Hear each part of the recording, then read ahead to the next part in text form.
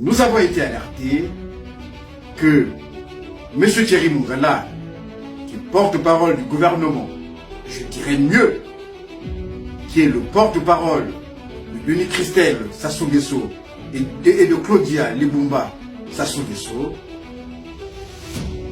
fera une émission le dimanche prochain et comme thème, il parlera de la cession ou de la vente de nos terres congolaises au Rwandais par Denis Christelle Sassou Nguesso. Alors, je vais être très bref. Deux choses que je demande à M. Thierry Mungala.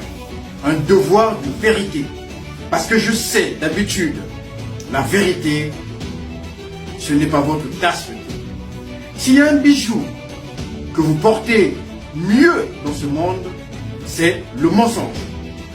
Pour une fois, je vous demande un devoir de vérité. Je vous y invite du fait de l'importance du sujet que nous concerne. Samun Toto, Makambo Yamabede, Masakanaka Nangote. Mes chers compatriotes, la nation congolaise est composée de morts et de vivants. Il y a aussi notre patrimoine mémoriel, notre histoire, bonne ou mauvaise qu'elle soit, c'est notre histoire. Même si on a été divisé pour, comment dirais-je, des élections, débat sur la Constitution. Mais cette histoire-là, c'est la nôtre. Et elle se greffe sur le territoire congolais. Je demande à Thierry Mungala de venir lever l'équivoque des propos qu'il a tenus et aussi des propos tenus par Denis Christelle Sassou Nguesso. Souvenez-vous, le 31 mai 2022, lors du forum PPP à Kinshasa, Denis Christelle Sassou Nguesso nous a dit que non, le Congo n'a jamais cédé ou vendu des terres à des pays tiers. Le Congo ne vend pas et ne cède pas ses terres. Et il surenchère en disant qu'avec les Rwandais, nous avons procédé par des baux amphithéotiques. Regardez cet entretien sur YouTube. Il parle des baux amphithéotiques.